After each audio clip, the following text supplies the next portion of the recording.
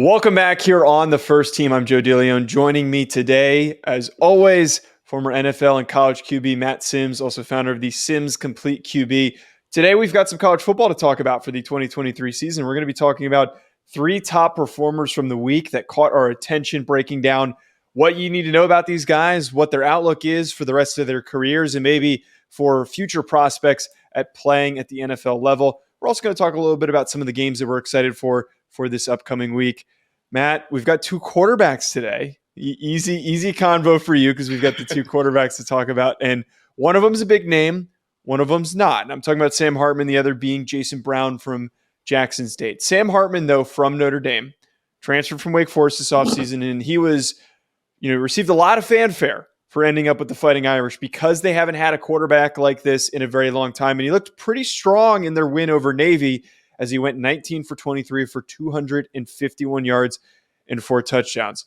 Just from your end, and I want to kind of have a larger discussion on him specifically because his projection in the NFL, I feel like a lot of people are on opposite ends of the spectrum where, he's a late draft pick. He's a guy who physically maybe isn't as exciting as other players and could be a good backup. And some see him as maybe an eventual starter. Maybe this is a Brock Purdy type guy because he's so experienced. Seeing the game from Navy, he looks like he's even better than he was last year. What did you get from that performance and your thoughts on him? I was extremely impressed with this opening week performance. I think just with the expectations of Notre Dame going into this season, there was a lot to live up to. There's a lot of hype, a lot of question marks surrounding the offensive coordinator position and how that took place this offseason. We've tapped into that a few different times, but extremely impressed with this performance. Calm, composed, know where to go with the football on every single play. It looked like he didn't really make any mental errors or any throws that were questionable whatsoever as far as his decision-making goes. Physically, moved well in the pocket, threw the ball strong down the field. And I was most impressed, too, especially when those college caches, multiple throws from the opposite side of the field to the sideline. And when you have a quarterback that can push the ball down the field vertically, but also to the sideline outside the numbers, man, that is it's an awesome opportunity for your offensive coordinator to give you great opportunities to spread the football around and to really put pressure on the defense. Yeah, Sam Hartman, first of all, just in this game alone, you talked about a lot of the things that looked good. I think the big thing for me, stepping into an offense with a lot of young, inexperienced receivers and uplifting them, bringing up their performance, setting them up to make plays after the catch, to make big splash plays. There was a lot of great stuff that we saw in film. His intangibles, I think for me, Matt, is what makes him an exciting player on the college football level. And his name is always brought up for the conversation of like really, really good college quarterback. And again, like after that, like what is he? I feel like there's always a market though for these really experienced, well-rounded players that like his arm's not huge. He's not Caleb Williams. He's not Drake May. But for his consistency, his composure that he shows on tape, there is this market for guys like Brock Purdy, like Kirk Cousins, to go somewhere in the middle of the draft and be a high-level backup or take over a starting role. I know that we only have one game, but we also have plenty of other games of tape. But do you see that possible path for Sam Hartman, that he could be somebody who could start in the NFL, or is this somebody who's maybe just that high-level backup? We saw in the draft this past year in the NFL how many quarterbacks that were drafted, purely because of the fact that they have great experience at the college level. And Sam Hartman, other than Bo Nix, there's no one that's played more snaps in college football at the quarterback position than those two football players. And I think that gives him a tremendous advantage with finding a team that is right for him. Yeah, I understand the physical attributes. They might not, blow the doors open like some others that we've seen, but you can't deny his experience. You can't deny his leadership. You can't deny the fact, too, that it looks like the guy really just knows how to play the position, and that is the most important thing that these evaluators, look at. Yeah, we obviously know it was just against Navy, so there's still a lot of a season left to be played and to get to see what Sam Hartman's capabilities are. But already things are very, very high for Notre Dame, for him in particular. A guy who, not a quarterback, Zachariah Branch from USC, exploded onto the scene. And I know that a lot of the conversation from this USC game against San Jose State was their defense looked terrible. We're not going to sit here and talk about their defense, though. We're going to talk about the guy that is already creating headlines, playing for a team that is going to be nationally recognized not only this year, but his whole career. A Mhm. true freshman wide receiver stepped into this game, Matt, and he had the performance and a debut of a lifetime. He comes in with 1 rush for 12 yards, 4 receptions for 58 yards and a touchdown, 1 kick return touchdown for 96 yards, and then 3 punt returns for a total of 66, which averaged 22 yards per return, which is a fantastic number. A total of 232 yards. First of all, talking about Zachariah Branch, we've mentioned him on the show. We've talked Mhm. about his high upside. I Yeah. believe it was either the last show or 2 shows before we mentioned that he could be one of the best freshmen in the country. And look, I might even go as far as to say the way that he played, he's going to be at the top of that list until somebody can match a performance like this, because that much of a spark from a freshman is very, very hard to come by. It really is crazy. And we did the evaluation of him coming out of Bishop Gorman a year ago. We were excited to watch this film. We saw the punt return and kick returning ability in that film, his ability to stretch the football down the field with his speed and athleticism. And when he gets the football in his hands, he's just a dangerous bullet, man. I mean, that guy can cut and jab and move and shift his weight so extremely well. Even on the kick return for a touchdown, I think he probably ran probably close to 150 yards total with the amount of cutbacks and all that stuff that he had. So super impressed with his breakout performance. And he's a guy that, I don't know. I mean, you keep having performances like this week in and week out on a USC team that will depend on you in all these phases of the game. Maybe Caleb Williams will have to steal the Heisman Trophy from his own teammate because he's going to make plays without even being on the offensive side of the football. But really unbelievable performance. Great start to his career at USC. And man, the reincarnation of Reggie Bush, like right before our eyes. Yeah, so that was one thing that I wanted to bring up that you just mentioned there. With a lot of people have been saying like reincarnation of Reggie Bush, and I'm not saying that like this isn't me saying that he's better than Reggie Bush. I'm not trying to make that statement. I think a lot of people would be pissed off if I said that, but I almost think his impact is different though, because Reggie Bush was a ridiculous running back in an era in the early 2000s where having a running back like that was a home run threat was dangerous. And I think that now in college football, it's more dangerous to have a wide receiver who's a home run threat. Every time they return a kick, every time they get a screen pass, every time they go for a deep route and they catch the ball over the top for a long touchdown. I think that is the new wave of explosive offensive weapon that we're getting. And I think that Zachariah Branch fits that perfectly. I almost wonder, though, if maybe not this year, but eventually in the next 2 seasons, as his role continues to expand, if he doesn't have more of an offensive impact than a guy like Reggie Bush had. I know that's a little bit of an aggressive take to have, but yeah, I don't know. I'm excited. That kick return was freaking electric. And you're right. The key is like, hey, we're excited and we know we see something special. And, Right. and it's okay to be excited about something special. And typically when you see something special, you try to compare it to the last thing that you saw was unbelievably special. And for him, it was Reggie Bush in that USC uniform. But you can already see how an offense is trying to integrate him into their game plan as much as possible. Even his touchdown, receiving touchdown that he had, very simple inside zone read RPO. Backer gets stuck in the middle, looking inside towards that run. Caleb Williams throws it out to the flat. Great job blocking on the outside by the receivers. And then it's him in space versus safety. And we see with the kick return ability and all that stuff, he's just dangerous. And he's in a one-on-one situation. He's going to win the majority of that time because he's low to the ground. He's shifty. He can accelerate really quickly. So there's a lot to be excited and positive about right now for Zachariah Branch.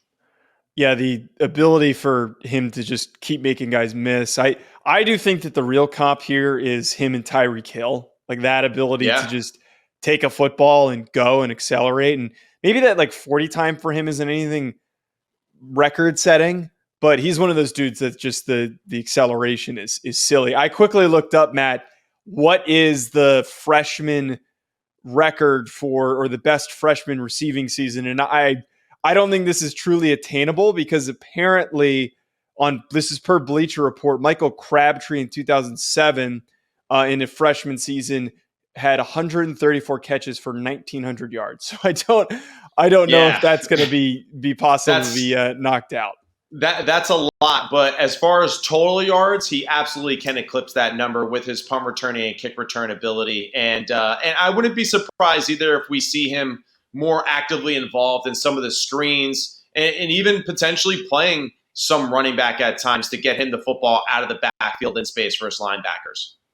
Now, that was a redshirt freshman record for Michael Crabtree. I'm kind of going down a little bit of a rabbit hole here, but Still yes, ridiculous. I know that. I didn't even know that was Michael Crabtree's redshirt freshman year. I Yeah. almost thought that he was an older player, but to that point, though, I'd love to check what that all-purpose record is for a freshman, because I think that could be in danger of being broken if he gets a couple of these kick return and punt return touchdowns, a couple more of these every so often.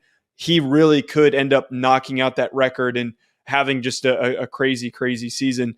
I want to dive in, Matt, now on the last player. We're going down to the FCS level, talking about a player at a highly focused on HBCU program, that being Jason Brown at Jackson State. He is a player that has such an interesting background. And Ryan, who wasn't able to make it today, texted us what the full background is. Luckily that we can talk about it.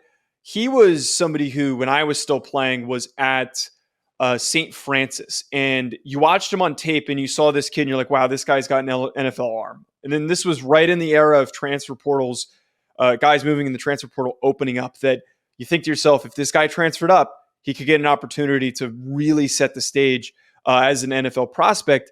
He does end up doing that, though. COVID hits, cancels his season for all of FCS, and then he transfers to South Carolina. I thought he was going to start. He didn't end up starting, but he did end up playing and having a couple really nice games, a couple really nice performances. New coaching staff came in. He ends up getting beaten out and pushed aside for Spencer Rattler. He transfers to Virginia Tech. Does not get the starting job at Virginia Tech, but does have some opportunities to play. And this is the last time that he has declared for and requested a final year of eligibility, and the NCAA granted it to him as he transferred to Jackson State. Some didn't even know if he was going to start for Jackson State. And he steps in first game in week 0 against South Carolina State with a performance that is just amazing. A hell of a debut, 25 for 29, 356 yards, and 3 touchdowns. Now, we were texting yesterday, and I was saying, like, we got to talk about this guy. This guy is just an awesome story, awesome player. And I was saying you were going to have fun watching him. And you immediately texted back, this was great, getting to see him play. What were some of the takeaways that you got just from this single game alone for Jason Brown as a player? It's tough to encapsulate, but it just, the former quarterback in me, the quarterback coach in me, just hearing his story from Ryan and yourself yesterday in that text exchange, I got so, because like he's the epitome of college football. Yeah. He's the epitome of what it means to just, to be an American, to get a second chance, right? To get multiple chances at your opportunity to be an awesome player at your craft. And man, Jason Brown did not disappoint. Strong, athletic, quick release. I mean, strong arm, has a cannon, really didn't even have to display it that much in that game. Threw the ball extremely well on the run.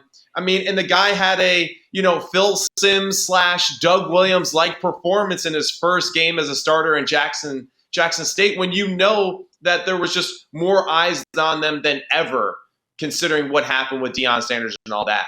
But man, he did not disappoint. I'm so happy for him and that school to move forward. And I am now a huge fan of Jason Brown, and I will definitely keep my eye on him definitely more intensely than I did going into the season. Yeah, there are a couple FCS guys that I think are going to be on NFL draft radars. Theo Day from UNI, I think, is like the biggest one, specifically like at this quarterback position.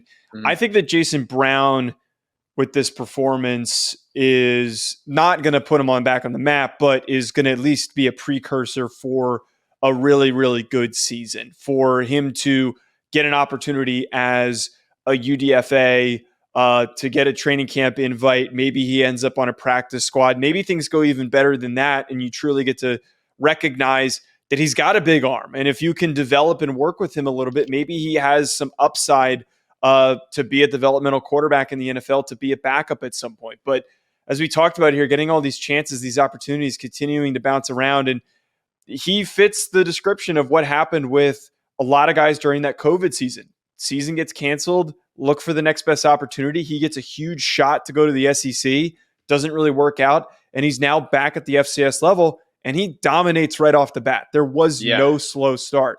My thing with him, I think that he is going to be in the conversation for the FCS Player of the Year award, which is the Walter Payton.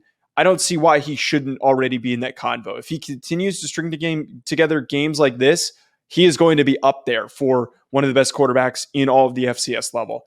And the last piece of this, he's got another opportunity this week. They're playing Florida A&M, which is a top 25 FCS program, and he's going to get to show again, hey, that wasn't just a fluke. That wasn't just a one-shot opportunity for me to pop onto the screen. I'm going to do this every single week. Yeah, I mean, listen, if Shadir Sanders and Deion Sanders had this same performance to start week 1 at Jackson State, everyone in the world will be talking about it. Now the fact is they're not there, and that, PR machine isn't quite the same anymore. But Jason Brown, filled huge shoes that were left there from the Sanders family. He lived up to those expectations of being a guy that bounced around to Division I schools, and rightfully so because of his talent. And just like with Sam Hartman, like we mentioned earlier, made great decisions, knew where to go with the football all the time, was never confused, stood strong in the pocket multiple times, threw really good footballs while he was being hit. And again, a guy that if you're doing the evaluation process as an NFL scout or an NFL coach later on in the year, if he continues his success on the field, how can you not give some sort of credit to this young man for being able to continue to fight what he always believed in, and that was himself and his talent. And I think I give huge kudos to that, because I kind of have a similar feeling myself with my career that way, where I was kind of doubted a few times in my career in college. Some of it self-inflicted. Some of it was just happenstance of the situation that I was put in. But I continued to believe in myself and chase my dreams, and I finally got an opportunity to kind of overcome, some of my blunders of my career. And Jason Brown, there really wasn't any blunders. He just kind of was in a situation where he got the short end of the stick a few different times. Yeah. Right now, I would say he is definitely on the board of a lot of guys in this evaluation process, and people are going to be taking second and third looks to make sure that this guy is legit, which I already believe that he is, and I'm excited to see where his season goes for Jackson State. Yeah, we're absolutely going to be rooting for Jason Brown on this program. I want to wrap us up here, Matt, with week 1. Finally here, week 0 was a nice little taste. We got a nice little exposure to some of these games, but they weren't the most exciting matchups. Week 1 does present us with some exciting matchups and some first glimpses at new situations, new head coaches, new players that have transferred. I want to just share like a couple games that we're looking forward to. My first one that I'm really excited about, Matt, is this TCU Colorado game, because we get the first opportunity to see what is Deion, what is Shadir Sanders, what is Travis Hunter going to be like this season. I also am a little wary that this might not go super well to start off in their first season together because of all the new faces and trying to get on a cohesive level for them to face off with a team that was just in the national championship. I think TCU rolls here. I'm also kind of curious, does Chandler Morris and Sonny Dykes, do they just pick up right where they left off now that Duggan and Garrett Riley are gone? This game justifiably is placed in a primetime slot, as I believe it's the first game, one of the first games that kicks off this Saturday. I mean, rightfully so. And of course, I mean, Colorado's spring game was just a highlight of kind of where we were going with the show in prime time and what he brings, right, to college football. Yeah, I'm very curious to see how this Colorado team responds to all this attention. I still think that they have one glaring problem, and that is they have a lack of depth and they have a lack of size. And unfortunately fortunately, I guess for them, they're going against a TCU team that maybe start slow because of just the fact of having such a high at the end of the year and then getting absolutely annihilated. But maybe that's also another reason why this TCU team is going to be ready and fired up in wants to go out there and really show everybody, hey, this wasn't a one-year fluke. We weren't just a one and done type of team. We're back. We're ready to go. Now, that being said, Max Duggan is gone. There's a lot to replace with him because of his balls and heart and how he played last year. But it will be exciting to see. The one other aspect, too, that I find interesting about Colorado, you got Dennis Thurman, longtime NFL coach, fantastic defensive coordinator with Rex Ryan and those New York Jets teams that were great defenses. Sal Sanzeri, he's on that staff too. Longtime coach in the SEC in Alabama with Nick Saban and all them. Won 3 national championships throughout his career. And then you have Tim Brewster, one of the most all-time greatest recruiters in the history of college football. Recruited my brother from Texas all the way from New Jersey. So he knows how to talk the talk and walk the walk. So it really will be up to gentlemen like that in the Colorado brain trust that can hopefully win a game or two that they're not expected to win, because I think Vegas has them set at 4 games as their over-under for winning this season. It's something unexciting like that, and we're going to be rooting for them, but it just might be a tough starting slate here having to play against TCU. The other game that I wrote down was Clemson versus Duke, and trying to go with some of the less mainstream games that everyone's going to be talking about. And the reason why I wrote down Duke Clemson, Matt, is because of Clemson side of things. Cade Klubnik, Garrett Riley, what does that pairing look like? This is an early test. I think a lot of people just assume that Duke stinks when last year they were really good, and defensively they're pretty underrated. They got a good offensive line. Do they start off and explode onto the scene with just a crazy performance, and we're already talking about how good Cade Klubnik can be? Or is it, a little bit of growing pains as they're starting to get used to stuff? And then I also love Riley Leonard as an NFL draft prospect. He cracked my top 5 quarterbacks for the 24 NFL draft. So this quarterback head-to-head matchup, this is quite possibly the best of the week of just draftable prospects between these two guys, getting to see them face off. Yeah, I mean, Riley Leonard, this is the beginning of the process of where you lie as far as draft prospects go, the Heisman hopeful race, all that being said. I think Clemson really should be very, it's not one of those, hey, it's a pushover, oh, we're better because, we're the top dog in the ACC. This Duke team is absolutely capable of posing a potential upset. And I think there's no better time to play a new quarterback, new offensive coordinator relationship than early on in the season, because they need to really still figure out who and what they are on the field. The communication of it is extremely important. So I think Riley Leonard and this Duke team have a slight advantage just with the fact that, there hasn't been too many moving parts with that organization this past year. They're essentially, everyone's coming back. They're experienced. And now it's really just, can you perform when the brights are as bright as they are for this opening week? Yeah, a lot of exciting games this weekend. Matt, we're going to be locked in. We're going to have a lot to talk about. Hopefully Ryan's back with us next week when we're going to be going and recapping a lot of craziness during this slate. At Joe DeLeon, at Sims Complete QB. Folks, thank you for tuning in. We'll be back. Toodles.